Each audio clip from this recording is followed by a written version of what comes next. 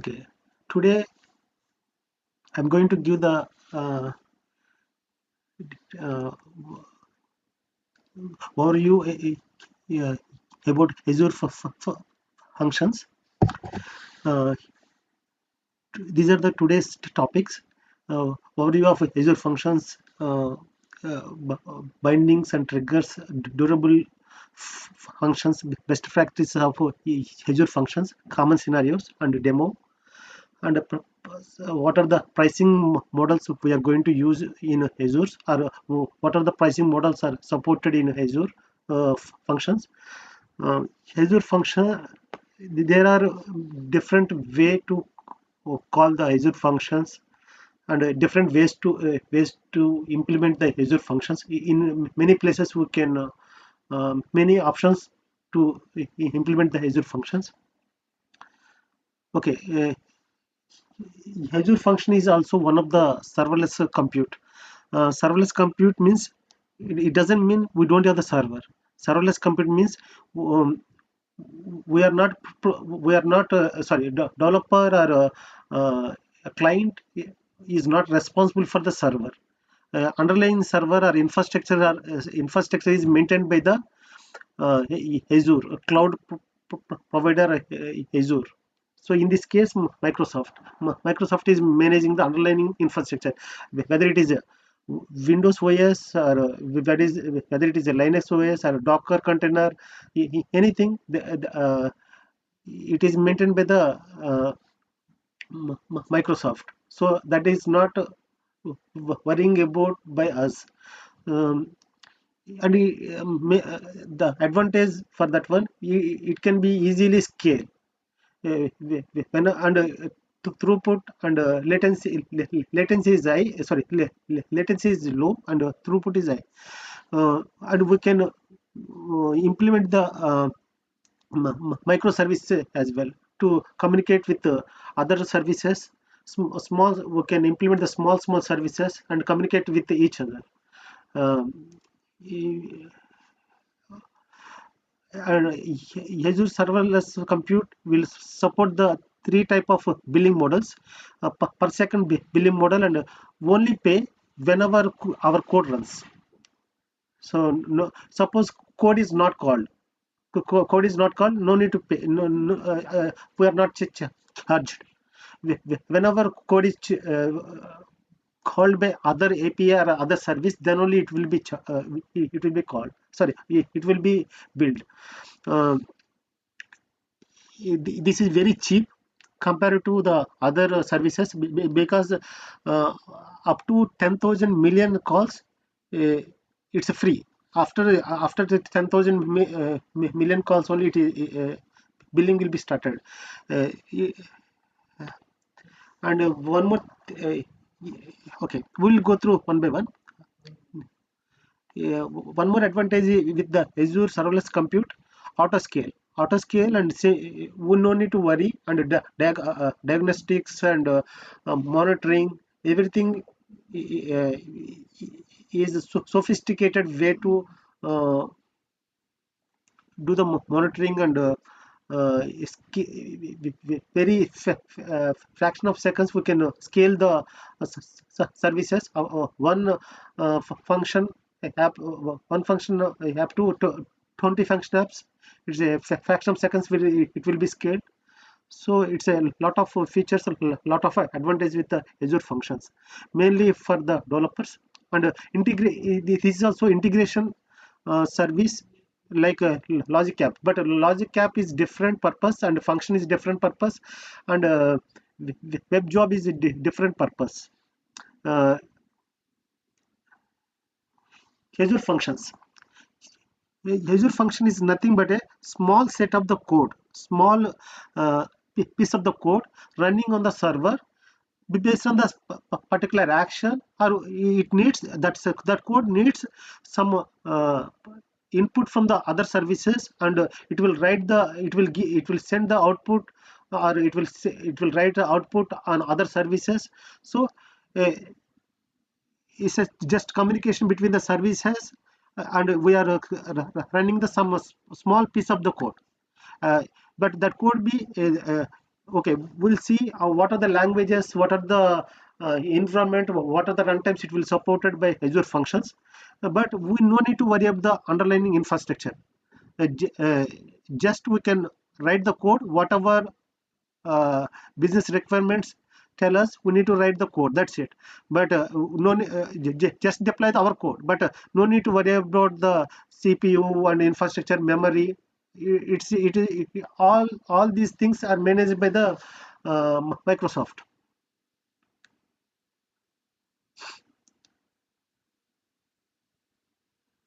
Okay. uh, Actually, Azure function, when it will be called, some kind of a trigger. We are writing the small set of the code and deploying on the cloud. That will be called, when it will be called, based on the triggers, either HTTP trigger or some event happened on the service bus, or a storage queue, or a table storage, or a timer. We need to we need to run that particular code continuously based on the particular time interval, based on the trigger. If you see the screen, this whenever trigger is happened, whenever trigger is happened, uh, yeah, whenever trigger is happened, our code will be executed, and it needs the input binding, input from the other services, and sometime it will send the it will send, or it will write the data into the other services. So we need the output binding. So first of all, we need to understand what are the what is meant by trigger, what is the input binding, what is the output binding. Triggers and bindings. Trigger is a action, or event, or time based schedule. Any event happened. Suppose one message uh, queued, entered, sorry, added on a service bus, or one message uh, uh, um, sorry, one row added in the table storage. Then at that time we need to trigger the some kind of code, or every morning we need to run the some set of the code. Then every day morning we need to run some set of the code. That is also one event, that is a time based event. Suppose from web application or mobile application, we are calling the API. So that is also one event. So that is a HTTP trigger. So that is a HTTP webhook. So based on the HTTP trigger, HTTP call, our code will be executed. So this is the action. Action or event or time based schedule, that is a trigger. What is the binding? Binding is a binding is the way to connect to the other services, other cloud services, to get the input data, or to set the to write the input data, or to send the input to send the data to the other services. uh, it will give the bindings will give the flexibility to the developer to avoid the hard coded connections. We can define the what are the bindings when Azure function is our Azure function is required. Triggers are so um, Azure function must only one trigger, not it won't support the multiple triggers. One Azure function will support the one trigger, either HTTP trigger, or some queue message added in the queue, or service bus, or even some time based schedule happen. It's a only one trigger. But we need the input from the multiple resources, multiple services, more than one service.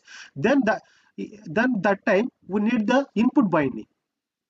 Uh, uh, Input binding. So we need the payload from the other payload uh, to the function.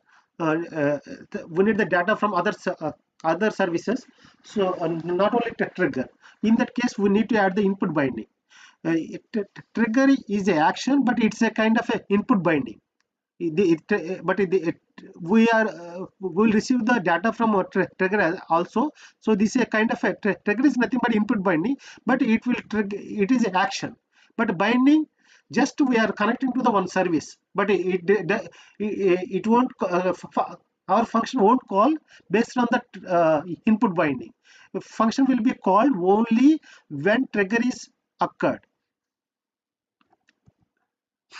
Yeah, these are the services supported as of now. These are the services supported uh, triggers and input and output. All the services won't support all the type of bindings. If you see TVLO, this service we will use to send the SMS. So it won't support the triggers and input binding. It will support the only output binding. Even SendGrid also. SendGrid is used to send the emails in the Azure. So this will support only output binding. To say, it won't support the trigger or input. But blob storage, it will support all the three bindings. And Cosmos DB, it will support all the three binding. And SignalR, it will support all the trigger and input binding and output binding. Mostly we will use HTTP binding, and a blob is based on the situation or business requirement. Mostly based on the timer HTTP, Cosmos DB, blob storage we will use. A timer based on the schedule. We will see it in the demo how timer will be defined. Generally, is a more generic and sophisticated way. We will define the time or schedule in the cron expression. I'm going. If you click on each link, we can navigate to the Microsoft documentation. We have the sample and we have the clear explanation. I will share this presentation. I will upload it into the Git. Okay. What are the hosting models supported by Azure Functions? Consumption plan. Consumption plan. It's a it's a it's a it's a plan. It will support only whenever our function will be called. Otherwise it won't charge anything. This is a consumption plan. The app service plan, even suppose we have a existing app service plan, we have the web apps or web API, static web page services. We are using the app service plan. We can use the same app service plan also. App service plan is a reserved servers. We can predict the monthly cost. There are some pros and cons, but consumption plan will charge only whenever we call. Premium plan, suppose for it is only dedicated for the production workloads. For production, we need the dedicated instances and high performance dedicated instance or VNet integration. In that case, we should prefer the premium plan. This is little bit expensive compared to the other plans. Docker container. Not we can host the Azure function, not only Windows operation system. We can host the Azure functions Linux on a Linux operating system and Windows operating system through Dockers also. Main advantage with the Dockers, we can see advantage with the Docker and the Kubernetes in the next coming session. But advantage here, if you use the Docker, we can easily scale, and by using the Docker Swarm or Kubernetes, we can scale, or we can monitor the applications. And we can deploy anywhere, not only Windows servers. It will support to deploy in Linux servers as well. Even there is no difference. These are not Azure function features. These are the Docker features. If our code packaged and that package is working in one environment, the isolated environment or dev environment, then it will work in all the environments, either test or PA or pre-production or production, it will work in all the environments. That is isolated environment. That even it will work in on-premises, it will work in the cloud also. That is the main advantage with the Docker. We can see Docker concepts in the coming sessions. Okay, deployment environments. It will support there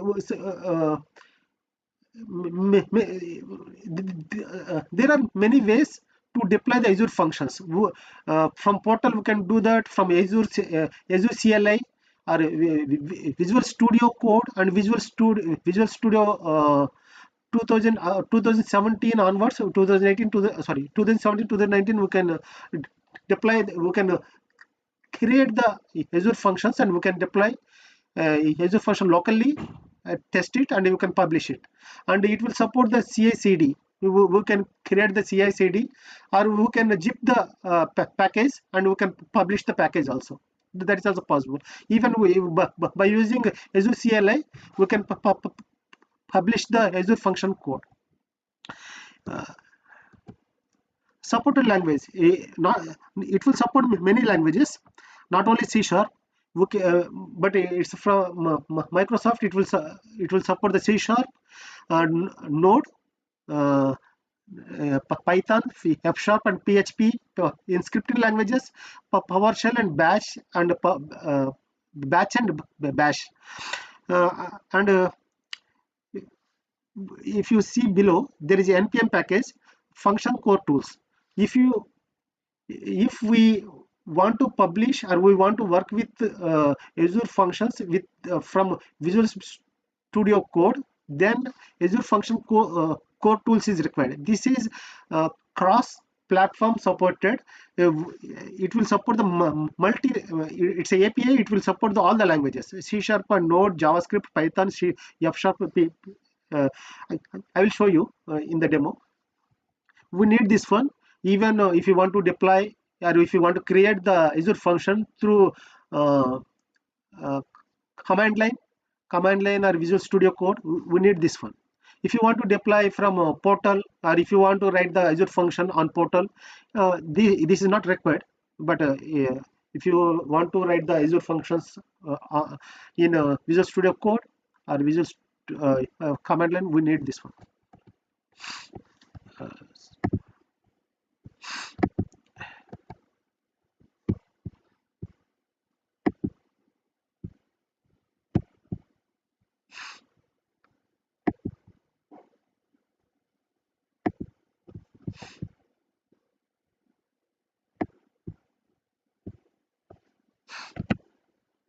Yeah.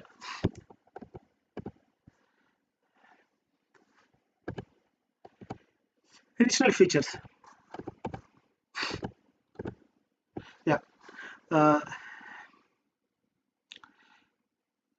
We can scale the function app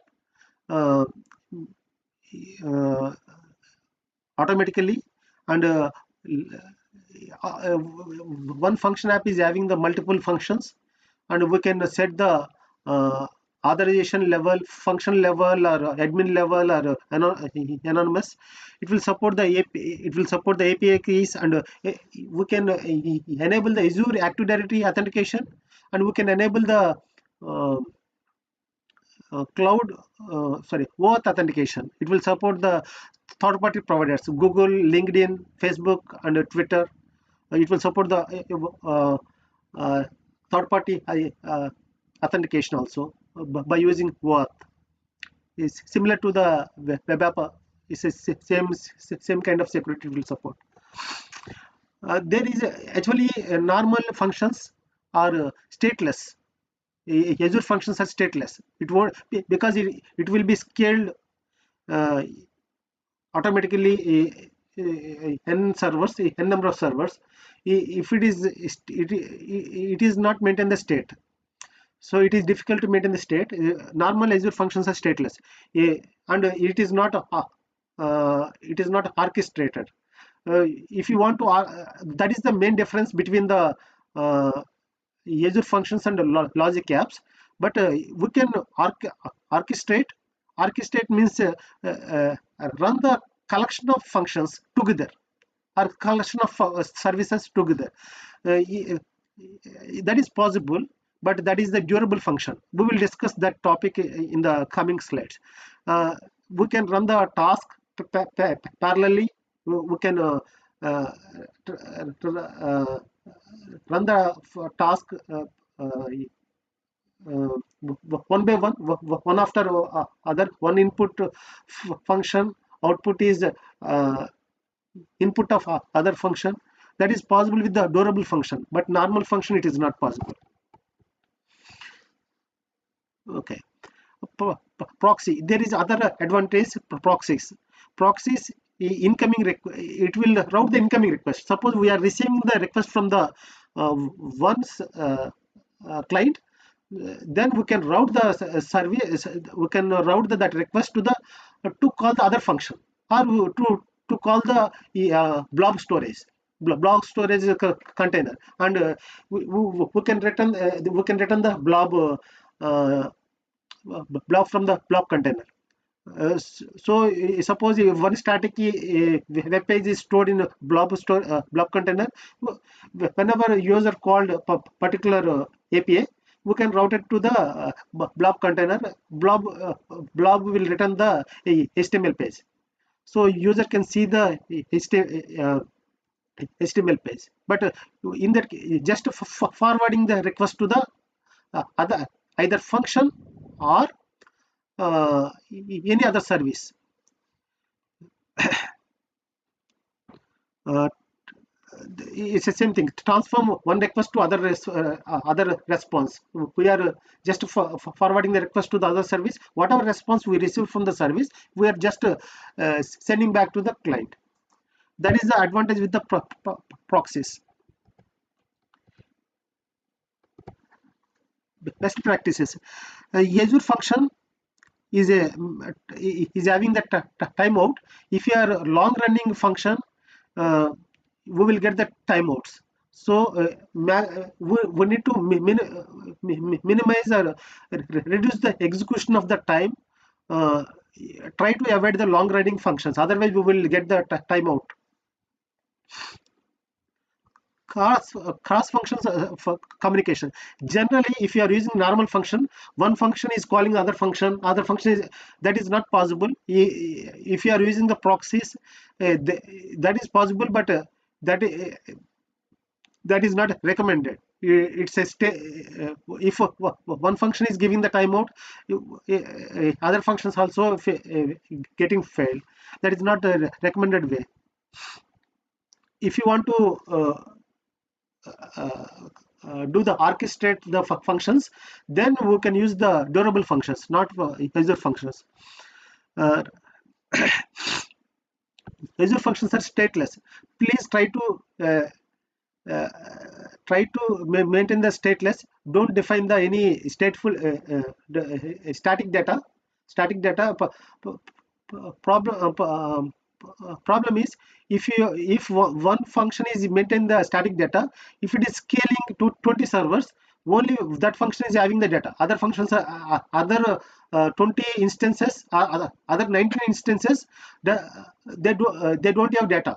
So shared data, suppose if you want to share that data between the functions, we can use the services like a table storage or other services, Cosmos DB. We can use the output binding or input binding to share the data between the functions. But generally, if we are using the static data in particular function, if locally it will work. If you scale the function, then it won't work. Defensive function, defensive way of writing the function, writing the code. You anticipated all the errors. Even any error, our function will handle the issues, and it will not return the any timeout or any runtime errors. It's a general rule of writing code. Maintain the defensive way of coding.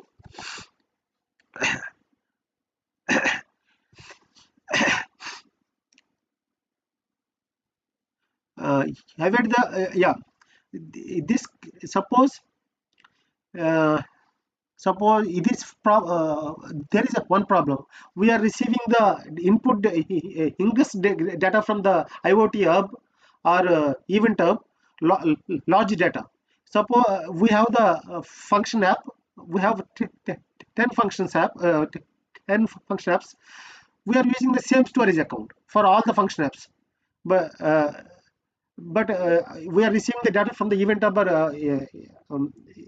IoT hub, large data. One is to, we are scaling the suppose we have the large number of requests, concurrent calls. We are scaling the automatically it will be scaled, but storage account ultimately all the Azure functions are using the same storage account. The storage account is not scaled. In that case, we will receive the space issues. Try to define the one storage account for the one specific environment or a specific purpose or usage. Don't mix the concerns. It's the same thing. Don't mix the production code and say other environment code or storage services also. And try to use the asynchronous programming to avoid the bottlenecks to improve the performance. So it will whenever client called from mobile app or web app, our function is called, then it will give the response quickly. Otherwise it is taking more time. Try to use the asynchronous programming, do it fast and send the response quickly. Multiple worker process to there is a option to increase the worker process to speed up the execution. Configure the host behavior to better handling the concurrency. Uh, Suppose we can use the parameter 20, up to 25 concurrent concurrency calls. Concurrency means at the same time we receive the calls 25 times to 25 calls. We can accept the in the configuration. We can set the concurrency calls as 25. So if it is scaled to 20 20 instance, 20 into 25, so those many calls we can accept, our function will be accepted.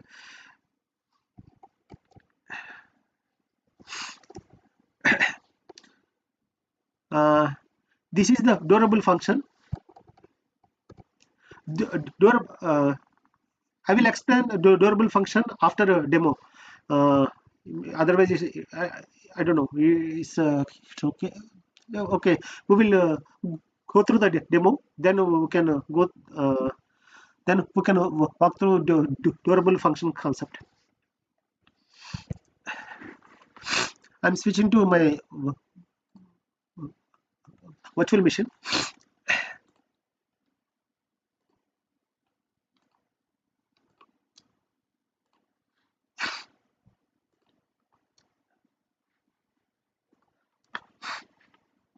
Yeah.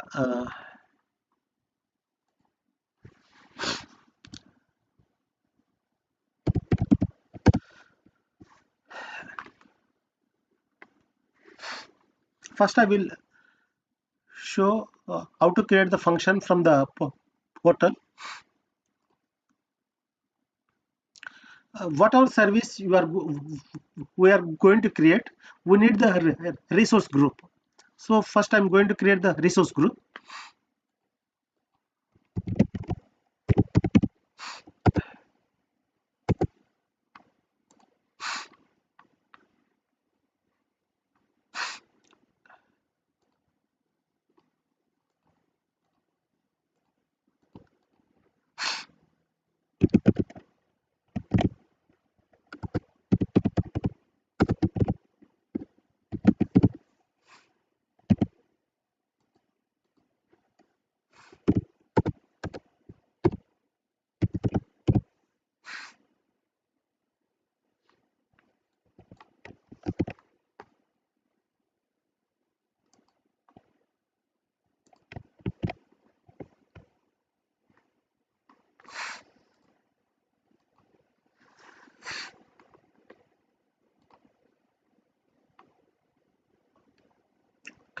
Then I'm going to create the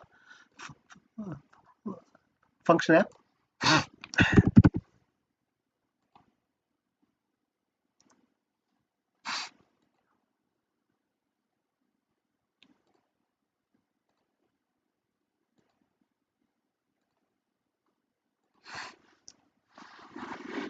This should be globally unique name.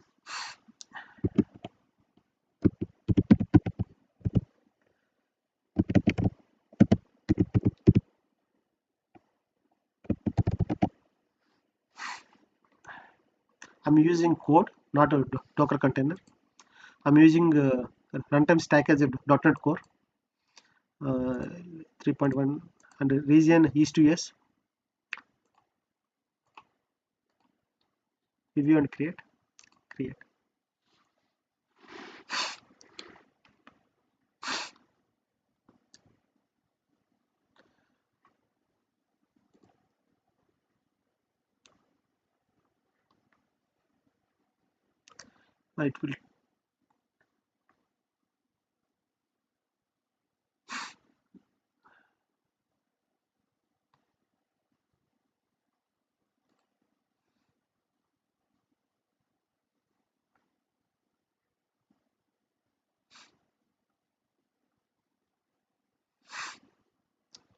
It will take some time. Meanwhile, I will open the WSL, Windows Subsystem for Linux. I'm going to connect Azure. These are my subscription.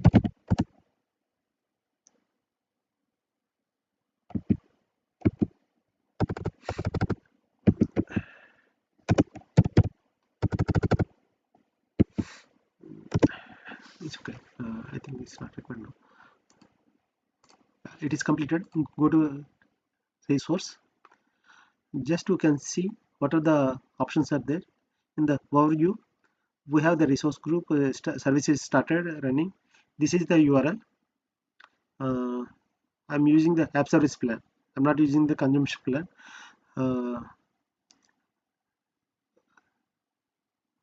Okay, we can create the access role here. There is other options, security.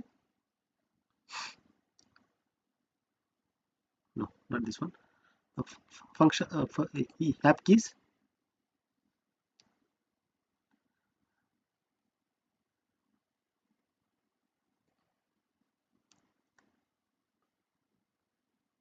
As of now, there is no keys.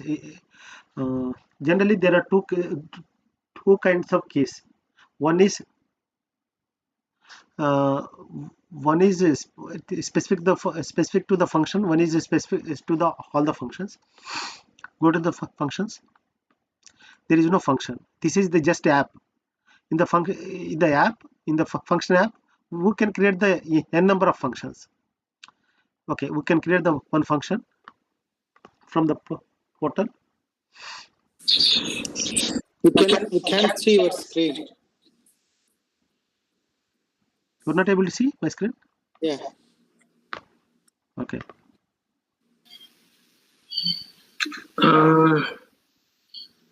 I think I can see. Yeah, I can. My side problem. 1 second. Let me log out. Okay. Now, so there is a n number of triggers. I'm choosing HTTP trigger.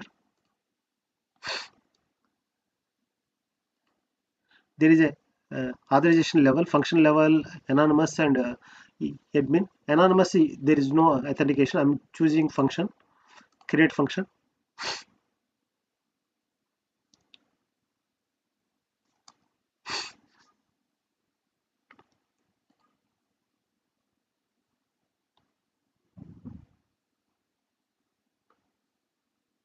One function is created. This is the URL. This is the function level authorization. We need to pass this key. Okay.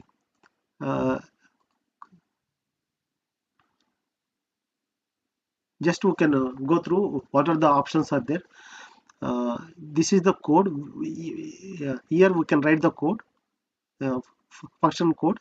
And integration, what are the integrated things? uh, Only one trigger, that is HTTP trigger. We can add n number of inputs. If you want to input from storage, not only even trigger also, we can receive the payload to the function. Not only from trigger, we need the data from the other data service, other services, Azure services. We can add the input. If you want to add the input, we can see the and I think yeah, we can see the input: blob storage, Cosmos DB, table storage, uh, signaler. I'm not adding anything as of now. Just this is a function, and this is the output. This is the output binding. Uh, this is, for this function, this is not a output binding. This is the return, HTTP return. But if you want to add the output binding, you can add the n number of output bindings. And here we can see the function key. Each function is having the key. If you maintain the function level authorization, this is the key, and we can reset the keys, and we can assign the key to the particular client. Suppose if you have the n number of client, we can generate the keys. Each client, we can generate the specific key. Code. The code and test. Here we can write the code.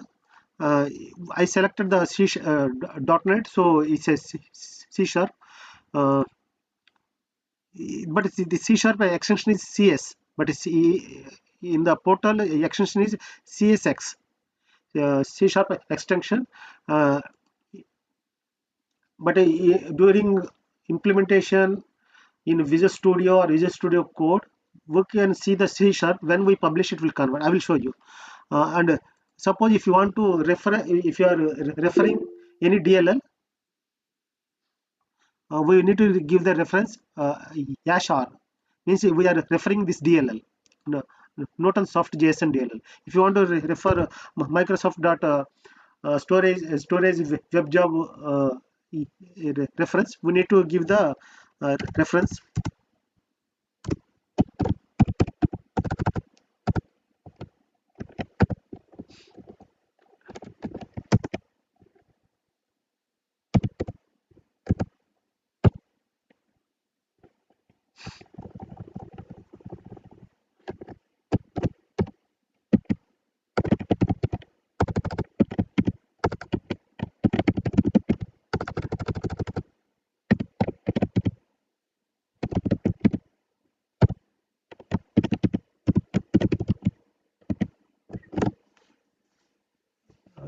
You can give the reference here, just by using the #r. I'm not giving, just I'm testing this function.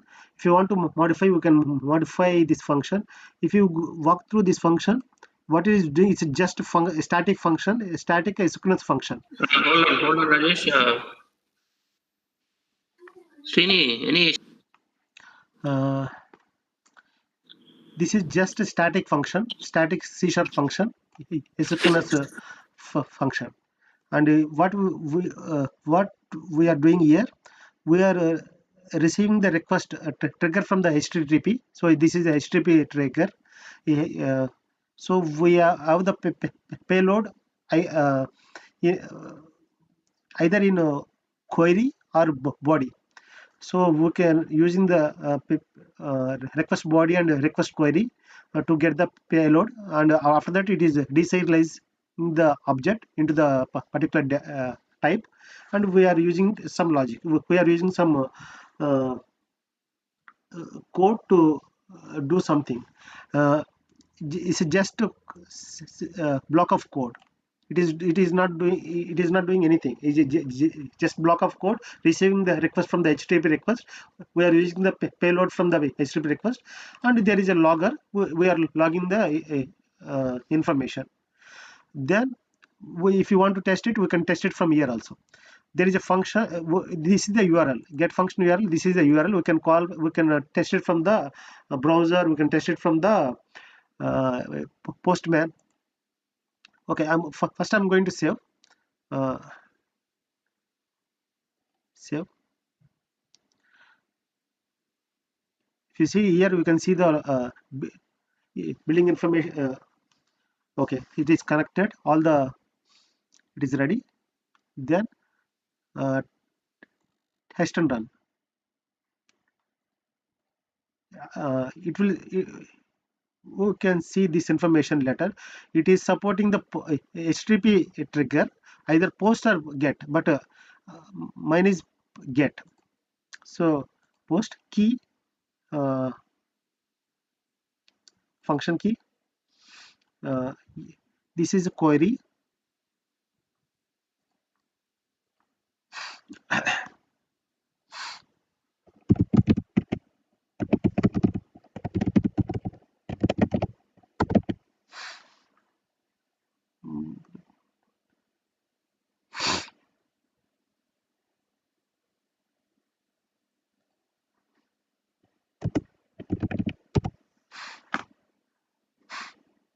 I'm running.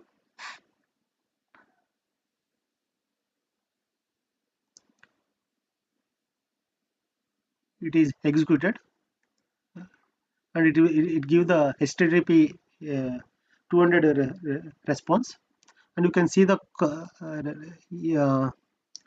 request call also, all the log information here. Suppose in the input, I'm not giving this input, and I'm not giving this one, some random.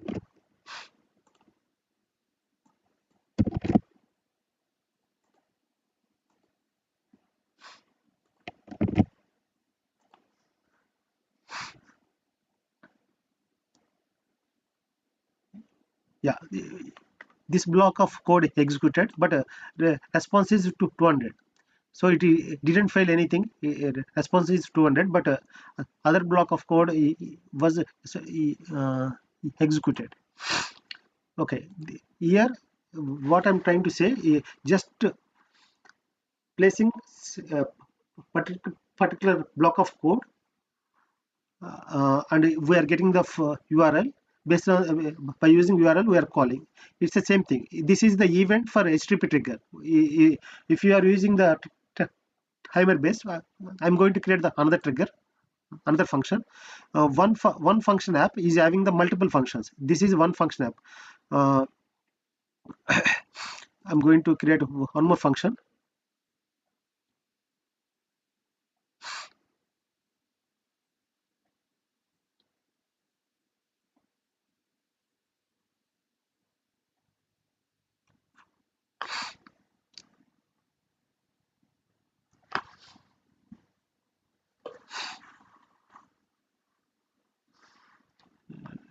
Getting slow.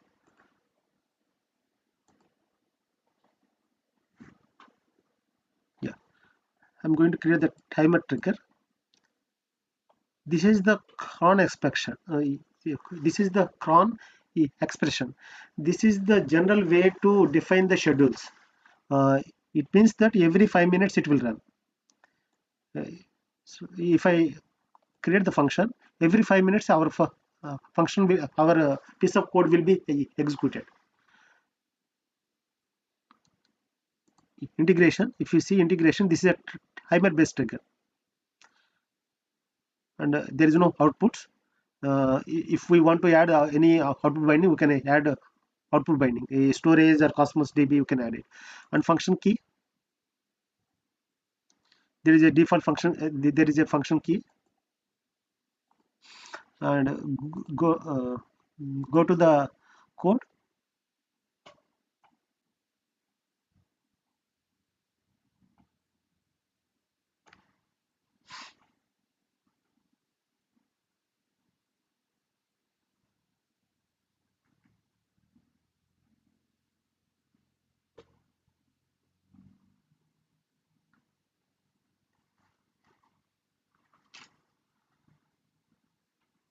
It's getting slow. Based on the timer information, it is doing something. I'm not changing anything. I'm not changing the existing code. we can see we can test it, and every 5 minutes we can see the log information. Here we can see the log information. uh,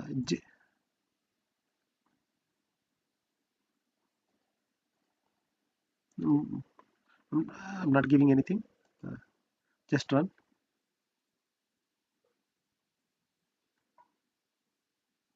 Accepted. uh,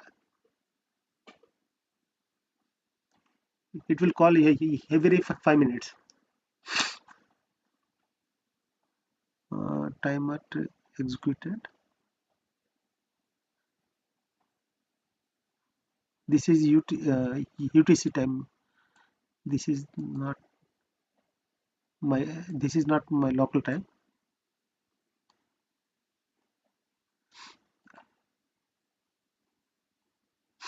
It will be executed next to 5 minutes. Okay, meanwhile you can see other features. Okay, go to the function app.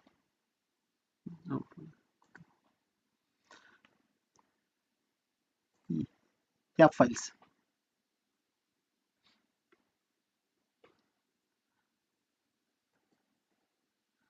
Yeah, we have two functions, but it is showing only one JSON.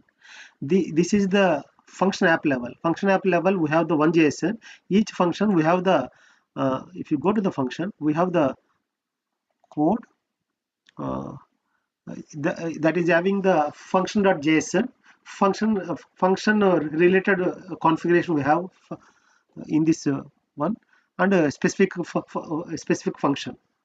uh,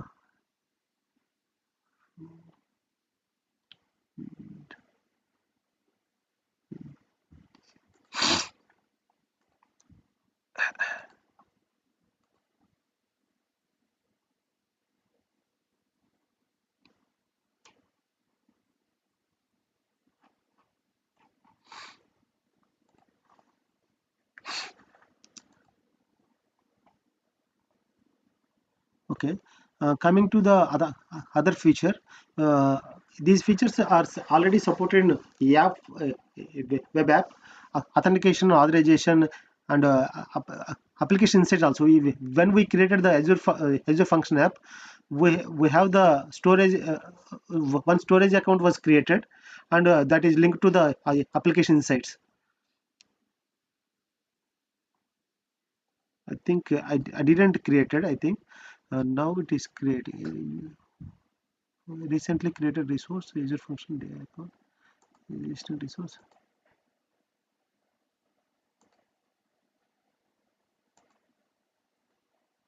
Now it is creating. So we have the all the application insights. What are the requests are coming? What are the failures? All the information we can see here.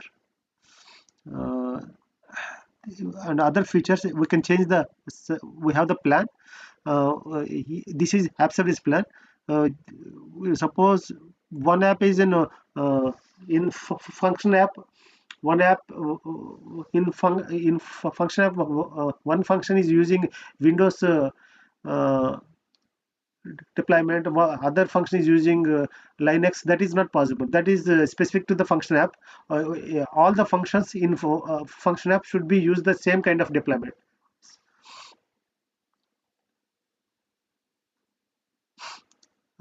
And we can use the custom domains and vnet scale out based on the uh, parameters of auto scale we need to enable.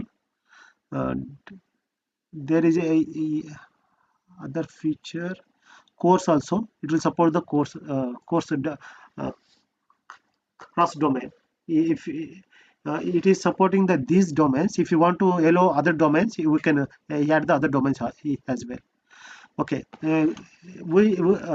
that's it from the portal. We are going to see more files, more information by creating the Azure function app or Azure functions from Azure function core tools and Visual Studio Code, Visual Studio. I'm switching to WSL.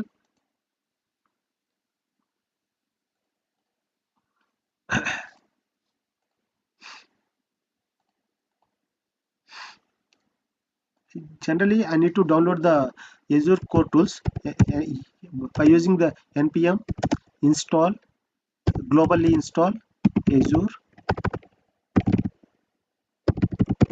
functions core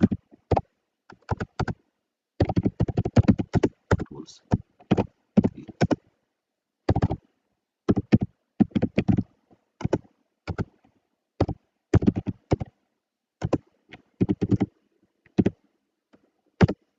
It's already installed.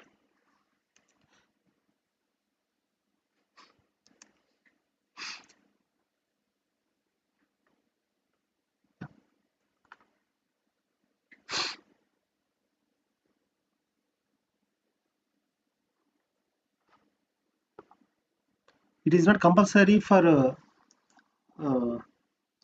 if you are running from Visual Studio. It is required to run from the command line and Visual Studio code.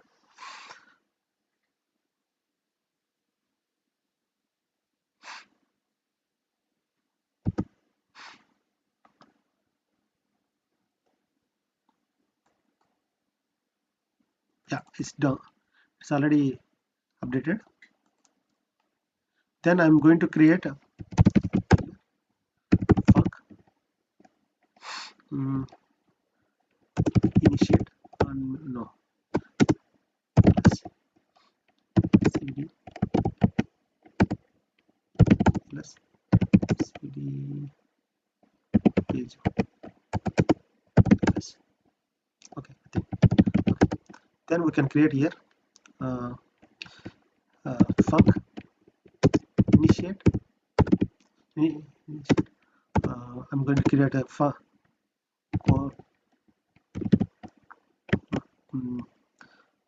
function project.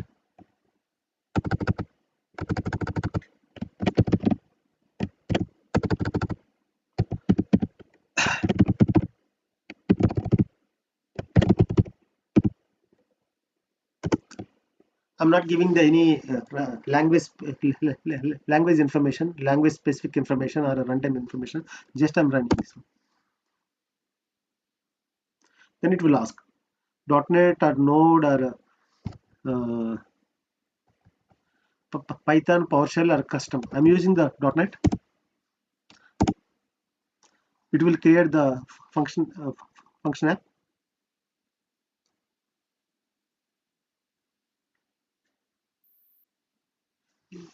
You can see what are the files are created. It create the one folder. I'm going to that folder core function. If you see, there is a host JSON. Function app level, there is a host one JSON file configuration. There is a host to JSON. Other one is a local setting JSON. This is the local development purpose. What is there inside? We can see cat host JSON.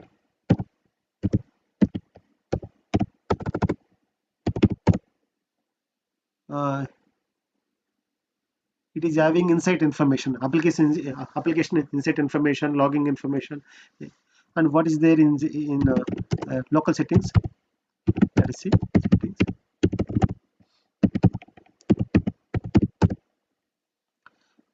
It is having the information about worker runtime.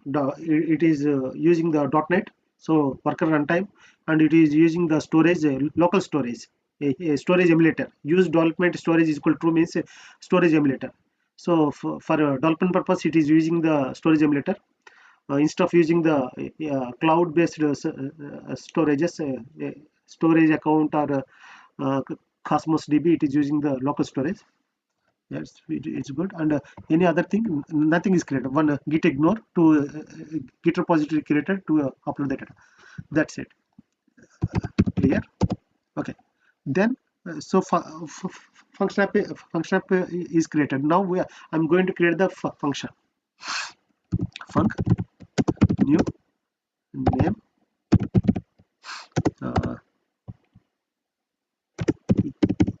I'm going to create the HTTP triggered function. Name HTTP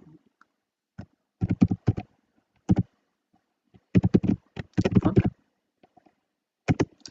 template.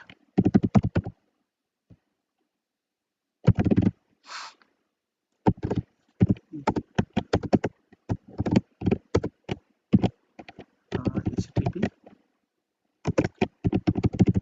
trigger. Use up and down arrows to select the template function. Yeah, it's fine. Function was created. Then I will see what are the files are created. One file is created. HTTP trigger function. That's what I gave. Okay, let us see what is there inside. HTTP trigger function. So this is the static class, and this is the static function, and this is just function with HTTP trigger. When we created the function from the portal, there is no attributes. There is no such attribute like a HTTP trigger or a storage trigger or queue trigger. So sorry, table trigger is to queue trigger. Now, if you see that, and there is no function name also. Here we can see this is the actual name. This is the C# code C# function name run, but this is the function name we are calling using function URL HTTP trigger fun. This is our function name, and the authorization level is by default function. If you want to change it, you can use the anonymous or admin. Anonymous means everyone can access. HTTP request. Here this is the trigger, this is a request, and this is a logger. And other thing is normal C# code. Normal C# code, and it is using the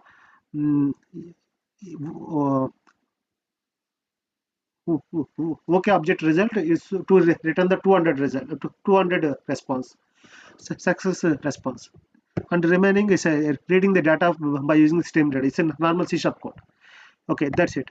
Then I'm going to start the function locally. Not as of now, everything in local. There is no cloud. Nothing is pushed to the cloud. Just everything is in local. Func start. It's building something. By using MS build, it is building .NET Core application. Okay, then build is succeed, and it give the trigger.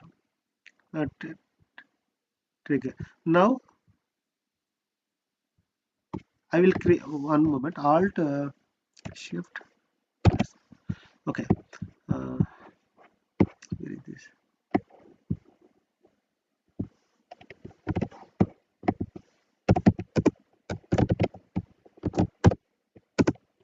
I want to see what are the files are created. Already for function is started. Now I can see. Now I can see cat local settings. Nothing is changed. Okay. Was JSON also nothing is changed. Okay. Then my function is running on this port 707, and it is expecting get or post verbs. I'm going to run from a browser. HTTP trigger function is successfully called. Please pass the query string.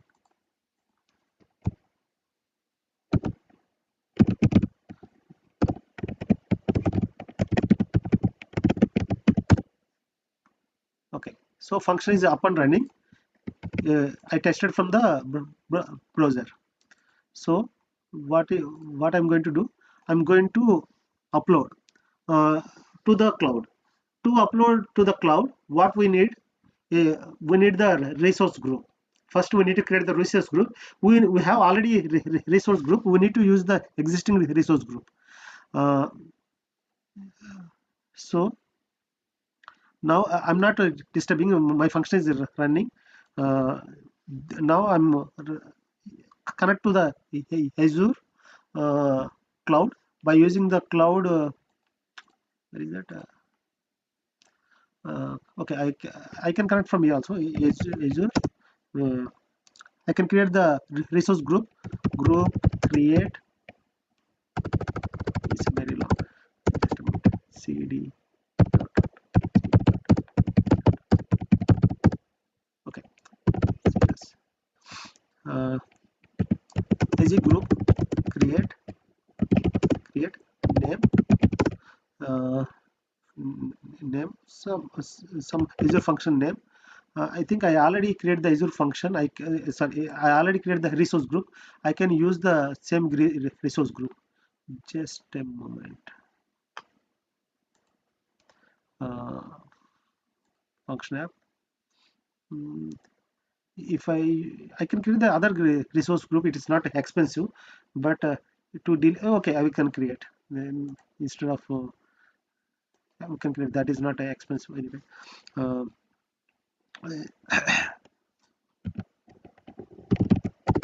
Azure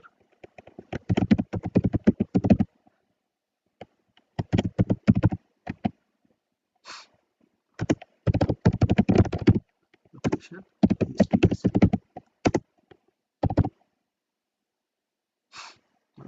Subscription is not required. Already I selected the default subscription. Okay, it is going to create. It created successfully provisioned. Then I'm going to create the storage account.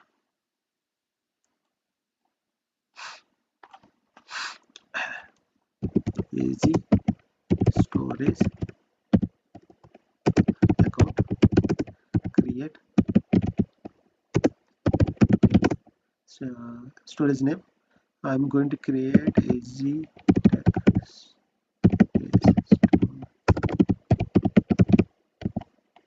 one. Location East West. Location East West. And resource group. No. I need a resource group. I want to copy this one.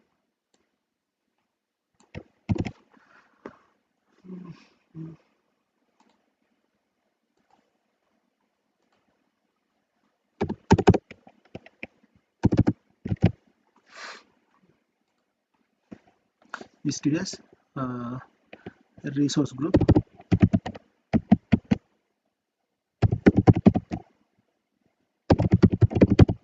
Resource group.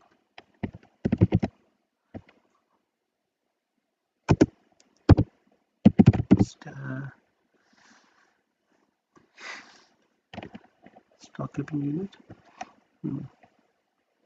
Standard LRS.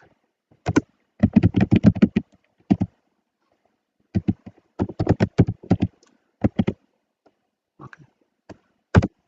What it is going to create? No, I think something wrong. Yeah. Okay. I'm going to create again. A storage account. Create.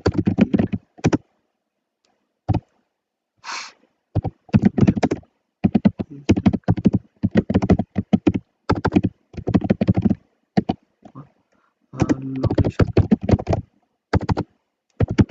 East US resource group.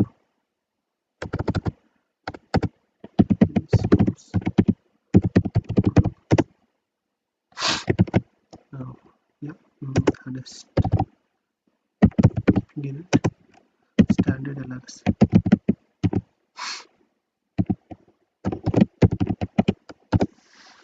It is going to create the storage account.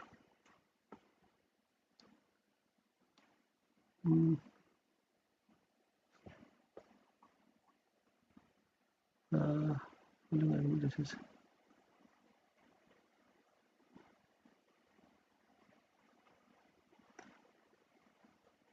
we already gave resource group. Why it is not created?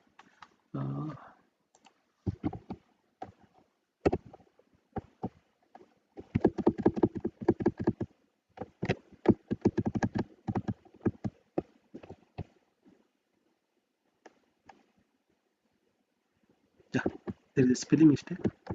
Resource -group.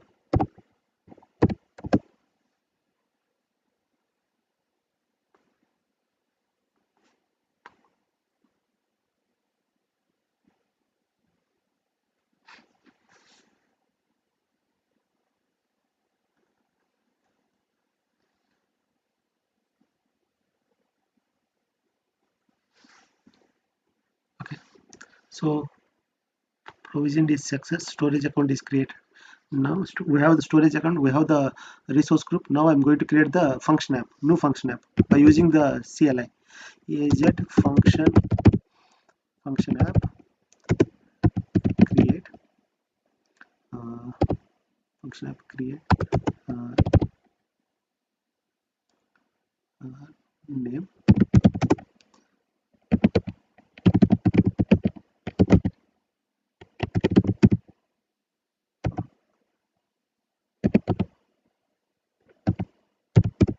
CLI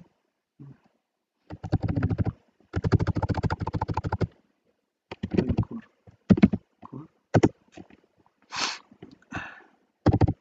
consumption plan.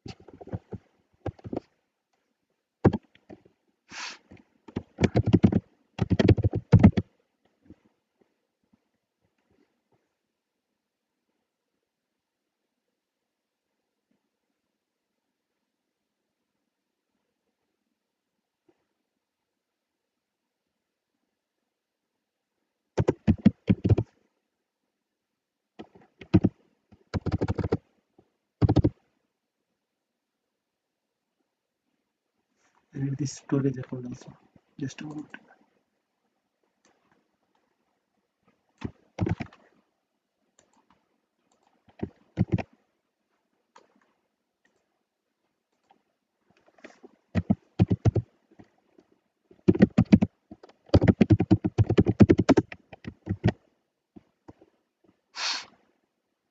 Enter.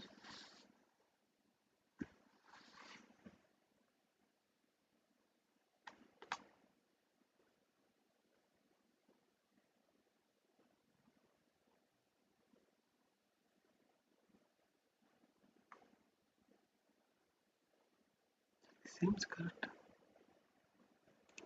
Function spelling mistake.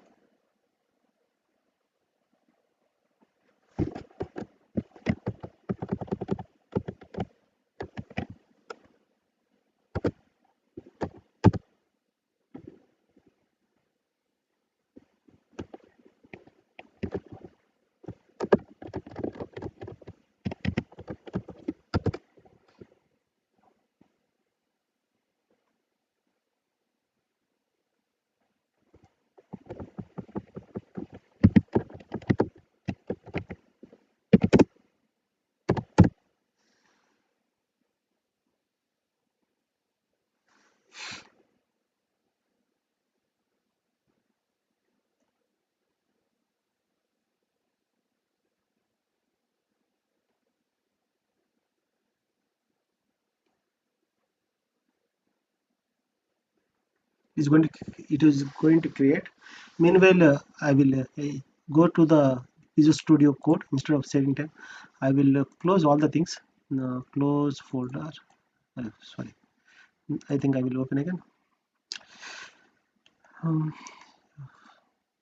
Close folder. No,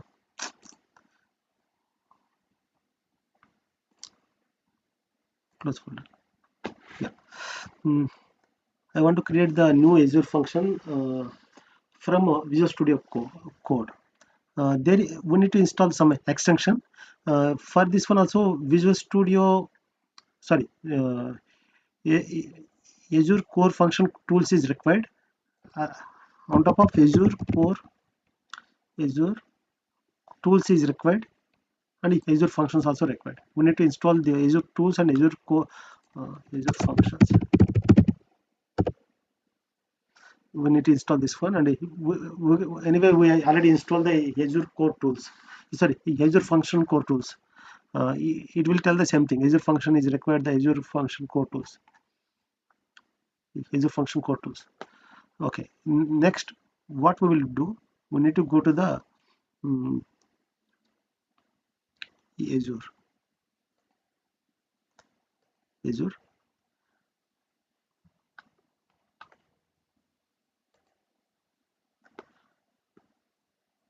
It is connecting to my Azure account. Let it be. I switch to this. Yeah. So function app is created. So we created the resource group from Azure CLI and Azure storage account, Azure function app. Now we need to publish this code. Into this function app. What we will do? I will navigate to this path again.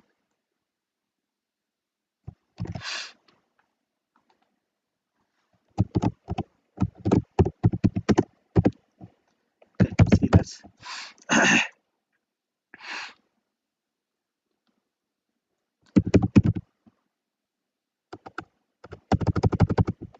I want the function name.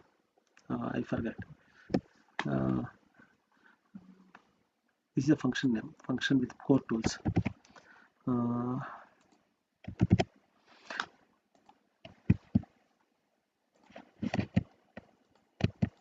Okay, func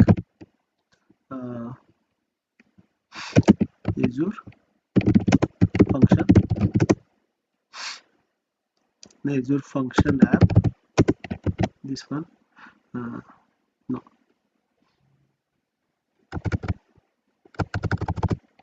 The function app publish, then force. Okay, before running this command, I want to see what are the resources are created under this resource group.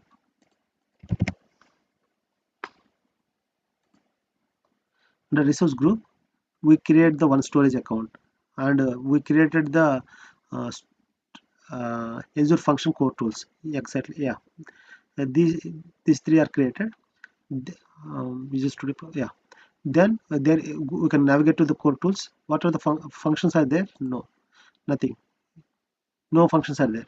Now we are going to publish our local code to the server by using the command lines. Just publish.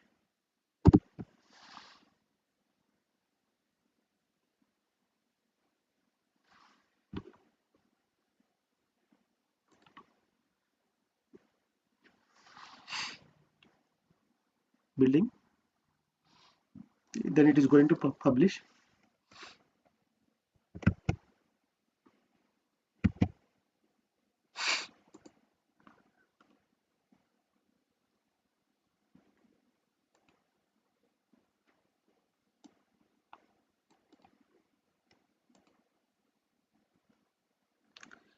It is going to uploading files into the server. What it is doing, it is build the DLL. It's a .NET Core application. It is build the DLL, and it is building the it is going to publish the DLL, and it is going to call particular function in the DLL.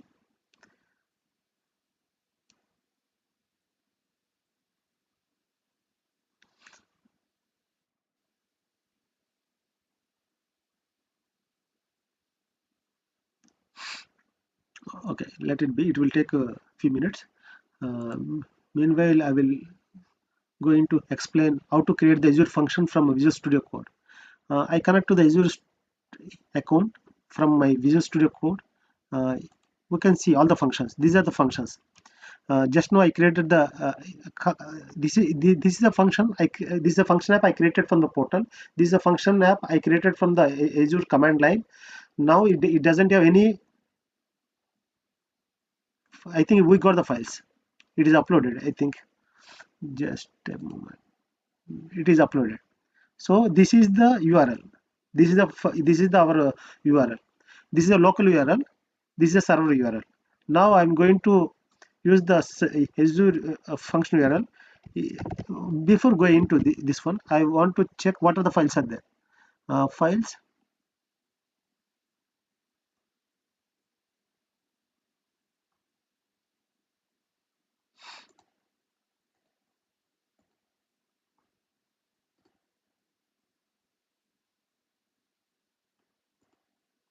You can see bin folder. I think is the HTTP function. Yeah. We don't have anything other than function.js. So as I explained before, one function app is having the multiple functions. Each function we need to follow this pattern. This host JSON is common for all the function. Each function is having the one function JSON. All the dependencies we have the another JSON. If you see this JSON, I think here we are not specifying the direction. Actually, bind this is the trigger. Is input by default. I'm giving the. This is not a mistake. Anyway, trigger by default is a input. Input direction. Function level other authentication level is function. And what is, here we don't have the we are not seeing any C# code or anything, but in the binary we have the DLL. Binary / core function DLL, a script file. This is the script file. This is the entry point. Like a Docker, we are giving the entry point. It's a same thing. This is the namespace, and this is the function name. This is the actual function name, the actual C# function name. We are I think go to this one. Go to this one. This is the run. This is exactly same name.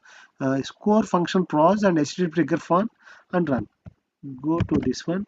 Core function pros and HTTP trigger font. So we are calling the we are giving just reference in the JSON file, and binary file is in a bin folder. This is already uploaded. We can test from the postman now. We can test from the postman. This is the URL.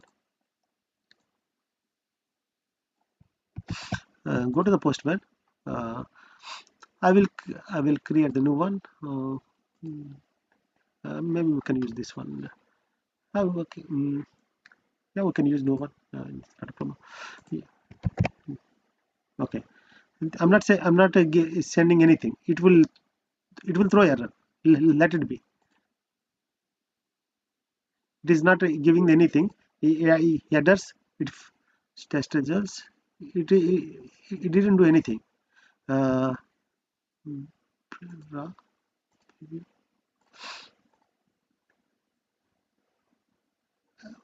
We got the 401 unauthorized because I didn't pass the code key value. So I want to pass. I need to pass the key value. Go to function. I think here key is not available here. Go to the portal. I can core tools functions. Now one function will be there. Refresh. Yeah, one function is uploaded. Key. I need key. Yeah.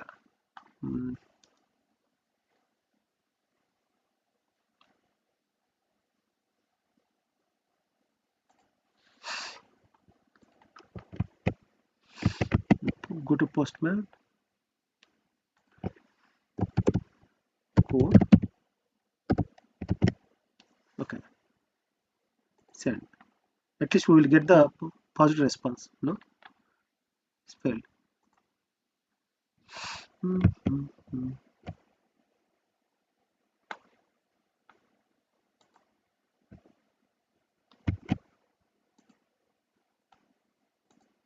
Oh, I didn't copy the key value. just a minute, it's a wrong value. Yeah, success. At least we got the 200 response. GG pen coding, everything's okay. Body okay, but we didn't receive any output. We can paste name.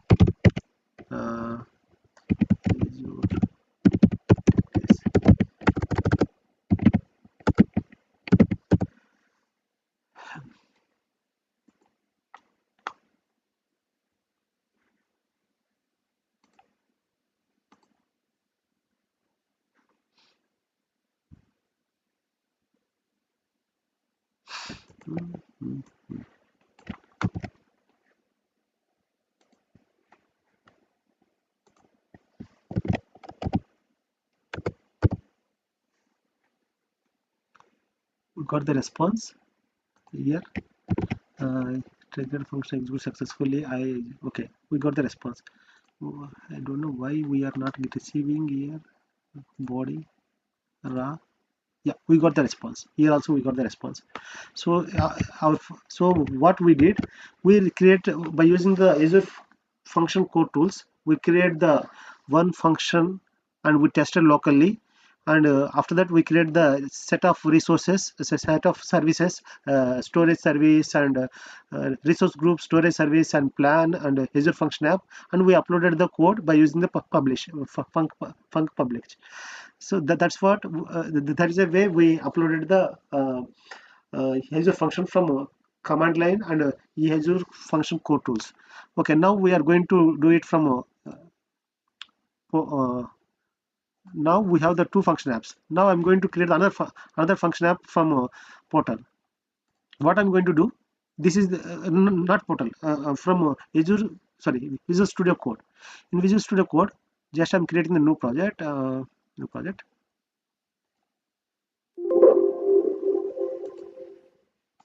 New project locally. I'm using 20 Visual Studio Code. Okay.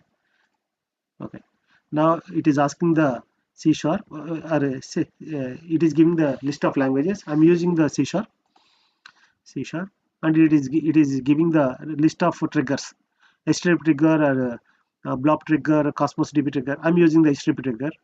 It is easy to test for demo purpose.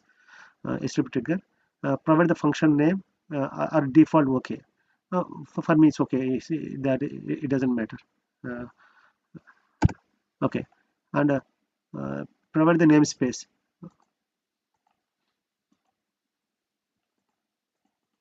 Okay.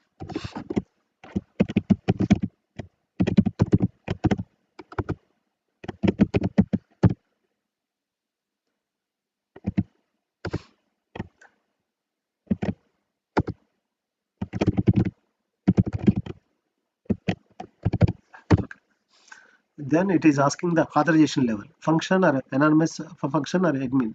I'm using the anonymous for testing purpose. Open in the current window or new window.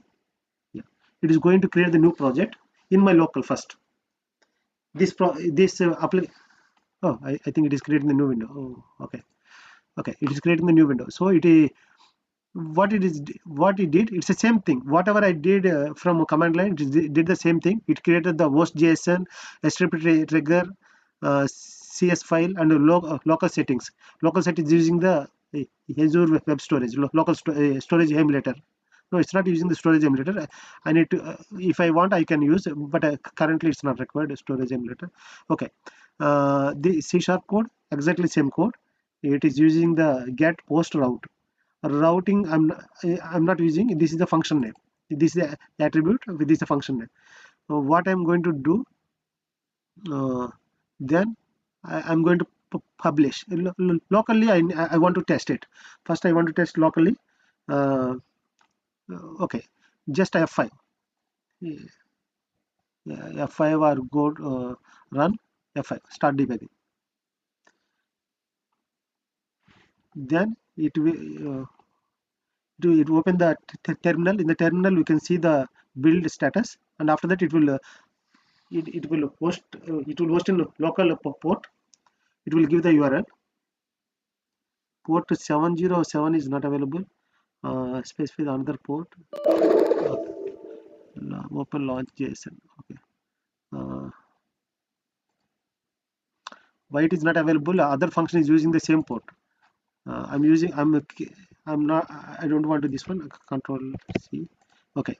I'm running the same code again. F5. Go to run. Start debugging.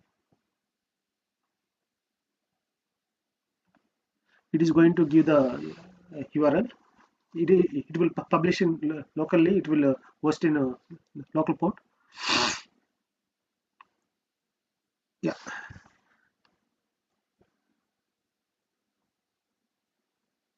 This is anonymous authentication. So we don't need the any code token. Just run it. Just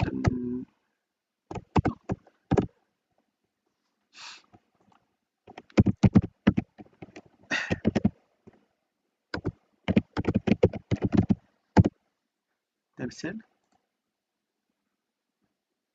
Success.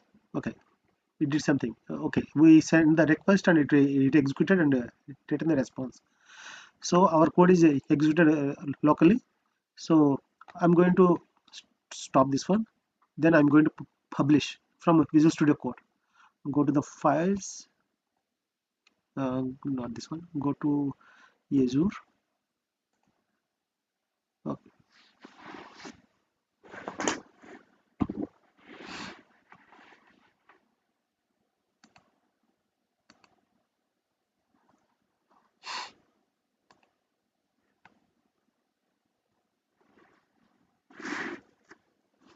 So if you observe, this is the file.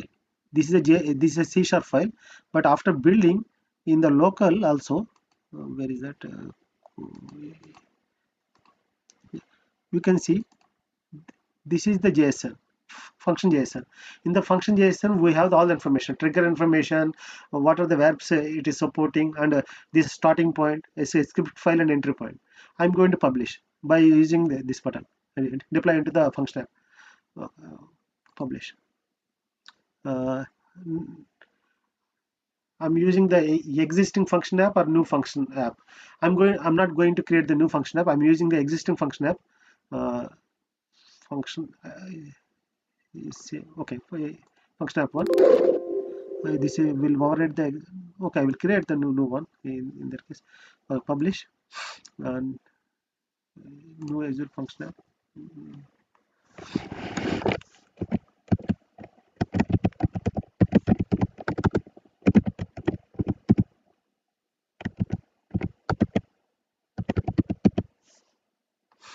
Enter.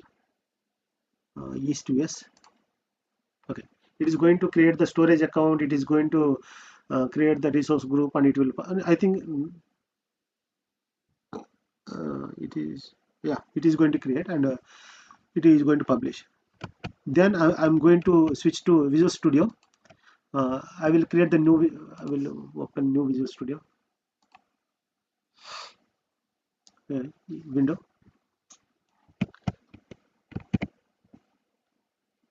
Still it is publishing from Visual Studio Code. It will take some time. Disconnect. Okay, it will take some time. It will take some time to create the resources. So meantime, we can use the we can go to Visual Studio, how to create the Azure functions from Visual Studio. In Visual Studio, I'm going to create the new project. In the new project, if you enable the Azure workloads, you can see one template, Azure function. This template will come along with Azure workload. If you disable, if we didn't install Azure workload while installing Visual Studio, it won't available. So that is obvious. All the Azure function, all the Azure related templates comes with Azure workload. I'm selecting the Azure functions. Go to the click on next. Yeah, go to the visual. Okay, I'm changing path just for 1020 Visual Studio. Yeah, select path and functional solution. Okay, place solution direct. Okay, create. It is asking the trigger. It is asking triggers. I'm not. I will give the trigger later. Just I want to show you how to create the empty one. I'm creating the empty one, empty project. I'm going to add the trigger later.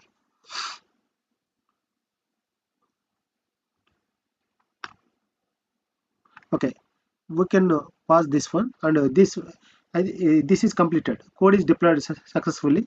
We can see the stream logs.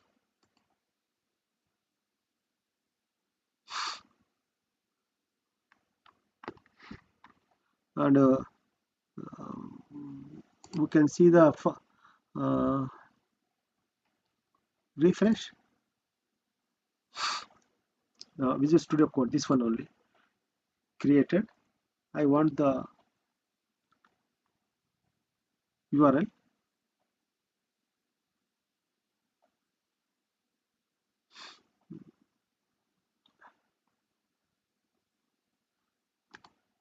No.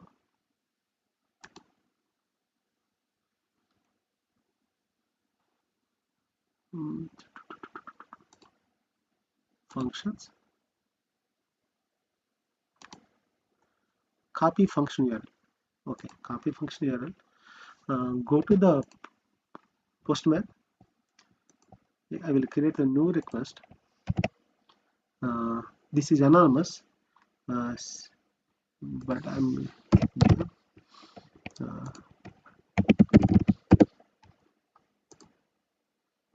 yeah, successfully. It is published successfully, and it is up and running. Okay, now we able to create. We already created a function app from command line and Visual Studio Code. Now I'm going to create the function app from Visual Studio Code. In Visual Studio Code, we can see DLLs, how it is creating. It's a more sophisticated editor compared to other editors. This just like took the blank template. In the blank template, we have the host JSON.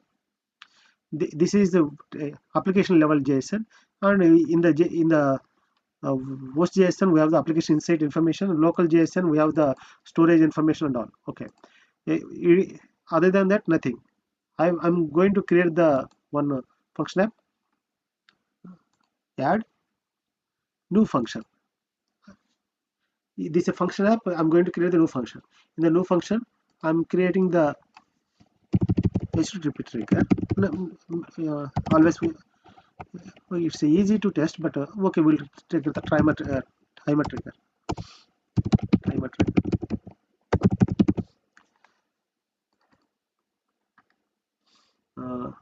I'm taking the timer every 5 minutes. I'm taking every 1 minute. It will call timer. Okay.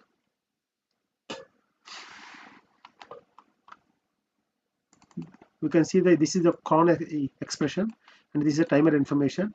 Every 1 minute it will execute. So what it will, I'm going to build as of now. Bin folder, nothing is there. Bin debug, this is running in debug. Any CPU debug, nothing is there. Just a folder structure is there. Nothing is created. I'm going to build it.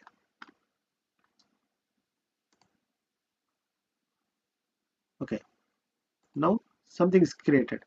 What it is created? We have the DLLs, function app DLL, and storage DL, all the dependencies and JSON. And if you see some JSON files also copied. Timer trigger. This is the actual function. These are the files uploaded, but these are the function dependency files.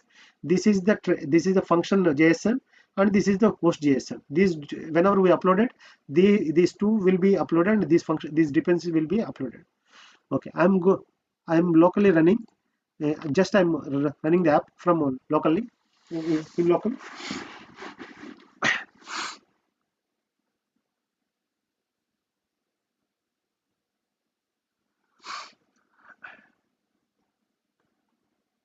Timer trigger.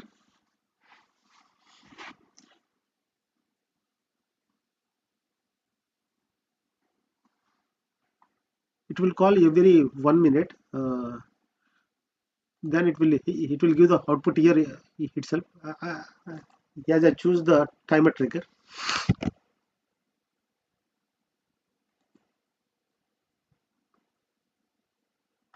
Okay. Meanwhile, let it be. Meanwhile, we can. So we covered command line and Visual Studio Code and Visual Studio. We are going to cover now. And now I'm going. There is other way. We can create the function app, not functions. We can create the function app by using the ARM template.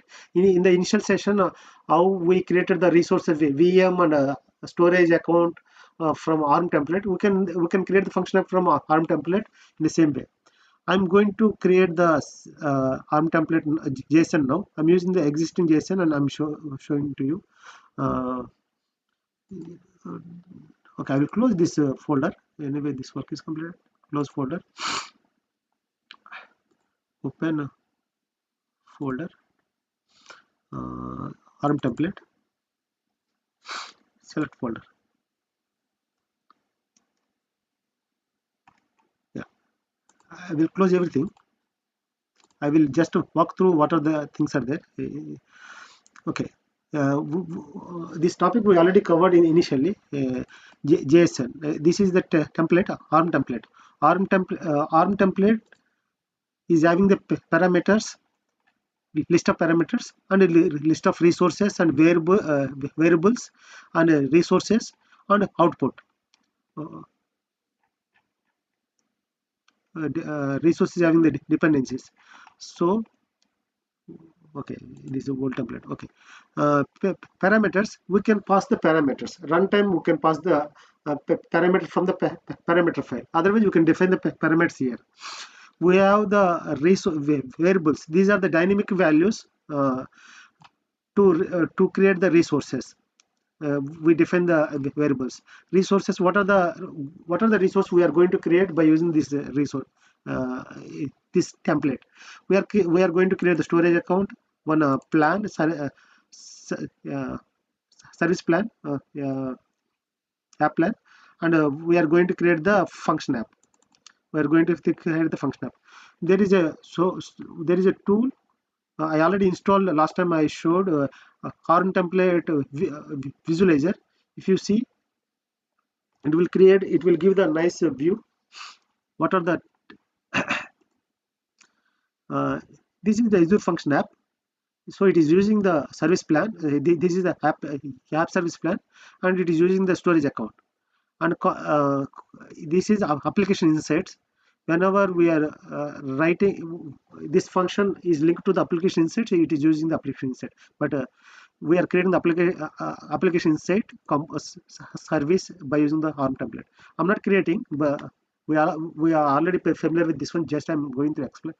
Azure we can deploy Azure ARM template by using two ways. One is command line, Azure command line. It will support the cross-platform.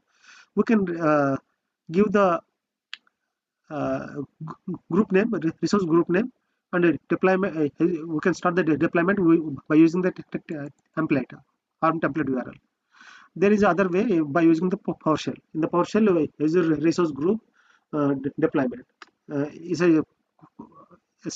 quite straightforward. Then we will have the storage account and Azure function app and service plan. And after that, we can create the Azure functions either from Visual Studio Code or Visual Studio or Portal. This is the way to create. Okay, now where is that Visual Studio? Yeah.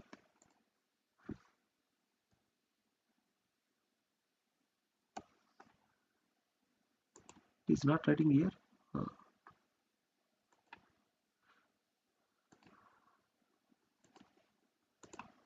put a breakpoint.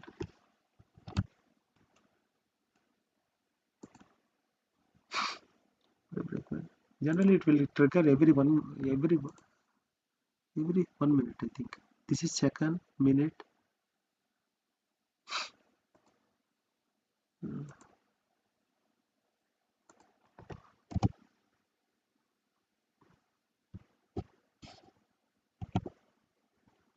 Okay, fine. Okay, perfect.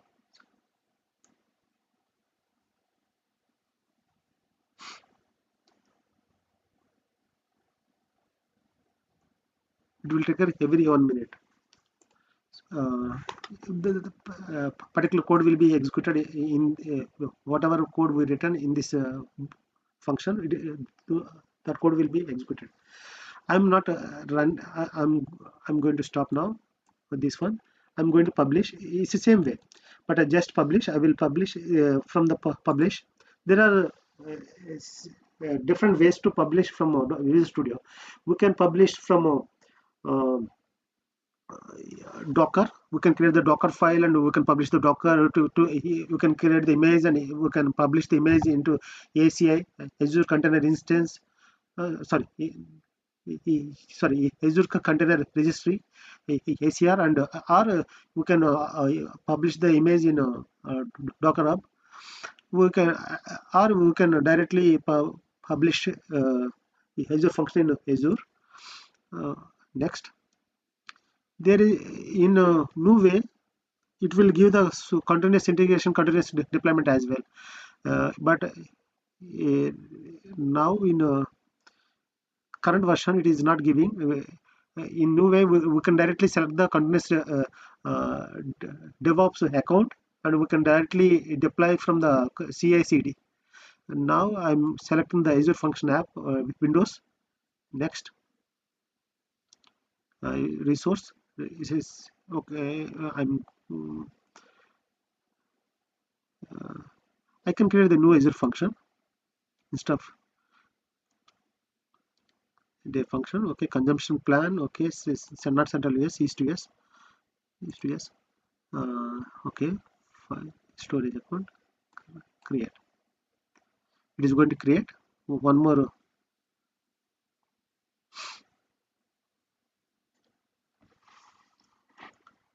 function app.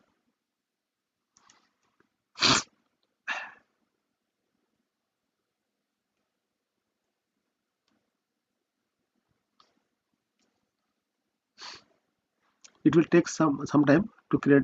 Meanwhile, I will switch to the present. No, I will show the another example I created in the morning. I created the model, just model, to-do list, just two classes. One model, one is to-do, one is create model. Just the description is complete or not. Just I created the one model classes to-do and to-do create model. Then I'm going to, instead of normal primitive type name or integer, I'm passing the this class type to the Azure function. I created the one Azure function API. It will acts like API. It's not API, but it acts like API. What I will do, there is another feature, route. I didn't cover that one. There is a route. Actual function name is create to do, but it will use the route. We can call function to do create.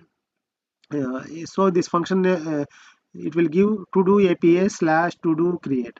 It is what it is doing. In the request body we receive the body. We can deserialize into the object, object to do create model. So request, generally this way of coding is not allowed. Why? As per best practice, we should not use the static shared data to the particular function. Shared data between the multiple function common location, that's fine. Storage, any storage location. This is not good way. We need to good way, best approach is we need to define the binding rightly, comma storage we need to define the binding. I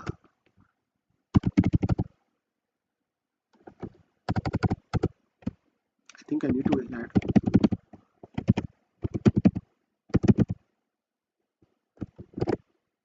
I need to add a namespace.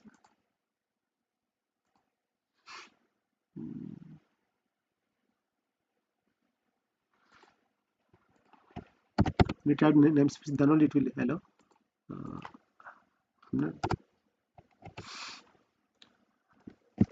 I'm not adding now, but if this is not the good way, we need to add the we need to maintain the storage or shared data in any other bindings, input binding or output binding, but we should not use at least we need to use the local emulator, local storage emulator for development purpose. During the during the production or test environment, we can upload, we can use the actual storage account by changing the environment variable from application settings. I don't have time, otherwise I have shown that one also. But testing purpose, I created the one static variable to store the items. What it is doing, this is just this is a Azure function, but Azure function by using HTTP trigger, but it will acts like a API because of route. I'm just running F5. Before that, just Azure function. No, not this one. No, this one. I think function app is created. Deployment slots. I think it's not required.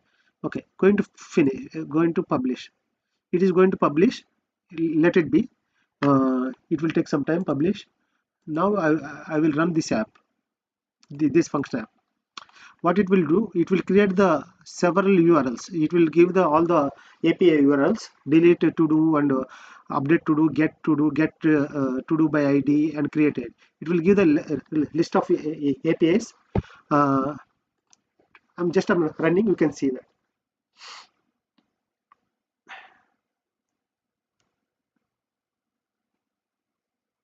Generally, my function name should be create to do, but here because of route, it will be acts like a API. It is using to do create, to do ID, to do get. So I think this is not good. Wait. I'm stopping this one. This is not good because to do URL is same for everything. Get. So I'm changing this one. Get to do. This is also yeah, get to do. Yeah.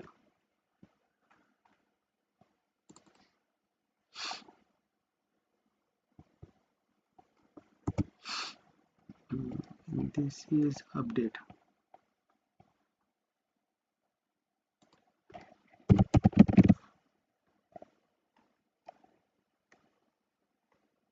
And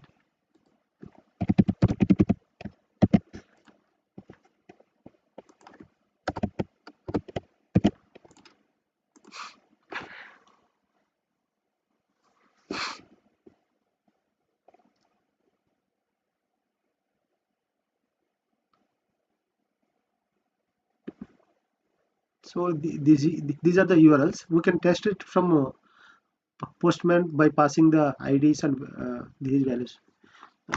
It's the same way. Just to function app will be act as a API, but this is not the actual API, but it will acts like a API because of route. That's it. And we can, if you want to explore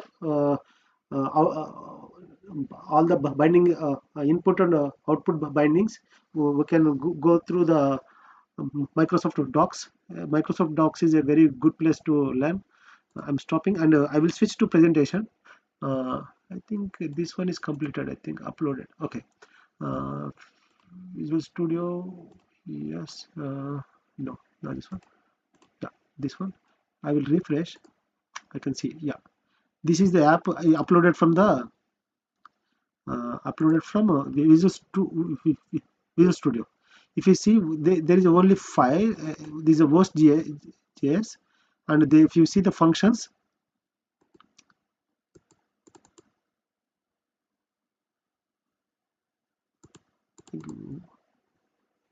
the function is not uploaded.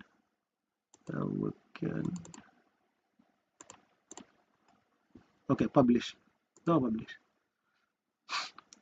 Function app is created, but function is not uploaded. Now function is going to publish the portal. Okay, go to the switch to the presentation. A demo is completed. Just we can go to the durable function. I will quickly complete. This is also a nice feature of a function.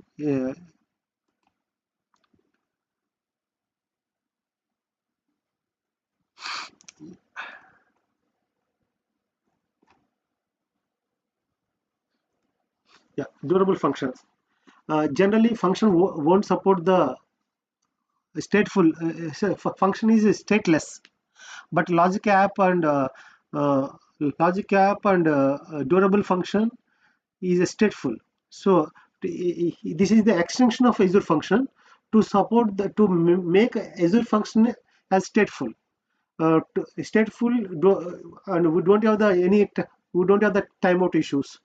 And there are some specific scenario we can use the durable function, but not always. Durable functions, suppose we need to work with multiple functions, collection of functions, orchestrator of functions, then durable function is a preferable way. Sequence of function execute in specific order. Suppose this function executes, it gives some output. Then this output is input of other function, it gives another output. It's a kind of a chain. So in that case we can use the function chaining pattern. Whatever, if you see the code, function 1 is returning the x, and x we can use this output we are passing to the function 2. So it's a kind of a chain. Whatever we are getting from the in the pipeline before function, then we are using and we are passing to the next function. We are using this in a specific order. If you want to call the successive function in the pipeline, we can use this order by using the durable function. There is a other pattern, fan out and fan in.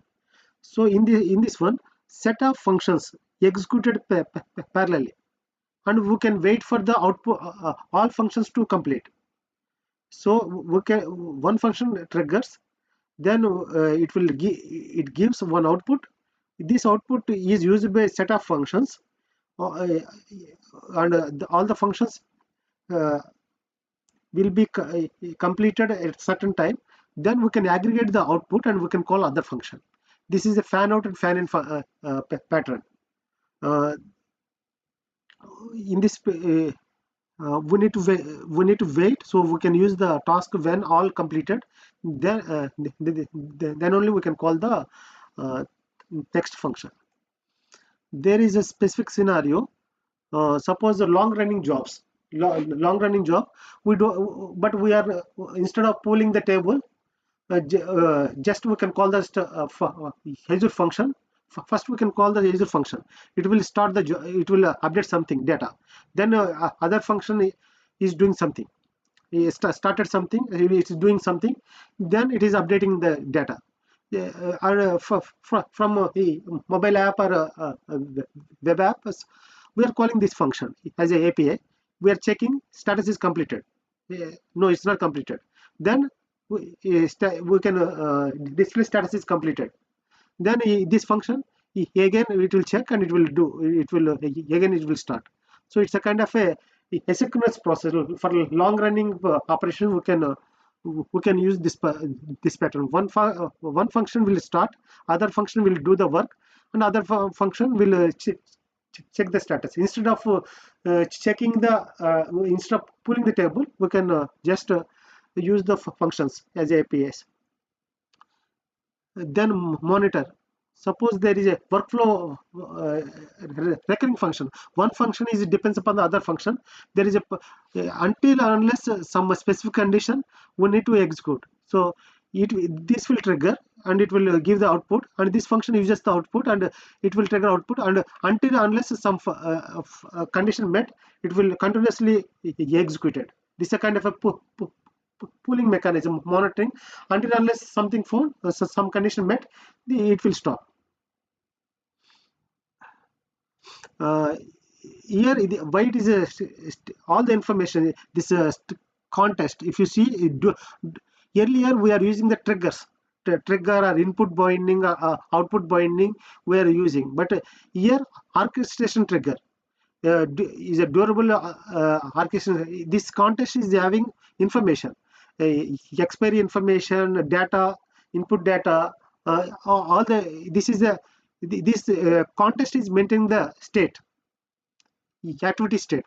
But by using the call activity sync, we are calling the functions, normal function. Human interactions. Suppose human interaction, whenever human interaction is there, that is quite difficult to find get the human availability to continue the process. Sometimes we need the human interaction to give the approvals. Any workflow, automated workflow approvals, this function will trigger. There is a human interaction. Then until unless human interaction is completed, other functions will be won't started. Suppose some amount will be updated. We need the approval from the manager. In that case, these functions will wait until approval comes. Whenever approval comes, these functions either based on the approval, particular function will be executed. This is another pattern. That's it, I think. This one we can use a lot of ingress data. We need to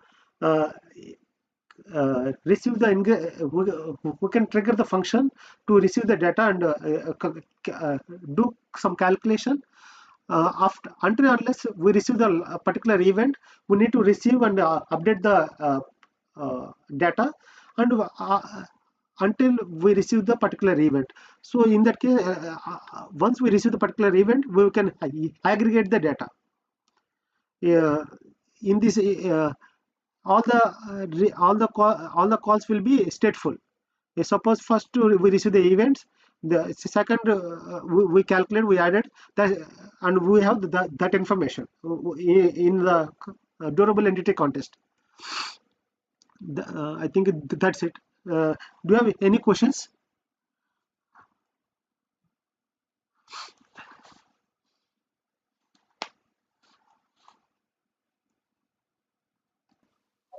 I think there's not a for me, but whatever you explained, your understanding about the variable functions and all the Azure functions is really good demo. So right now I don't have any questions, but we need to check. Then only I can ask the questions. Okay. But it's a new topic for me completely. Thank you, good. Sir. Yeah. Okay. Thank you, sir. Yeah. Yeah. Okay. Thanks, Rajesh. Thank you very much. Yeah, thanks for your time. Yes. Thank you.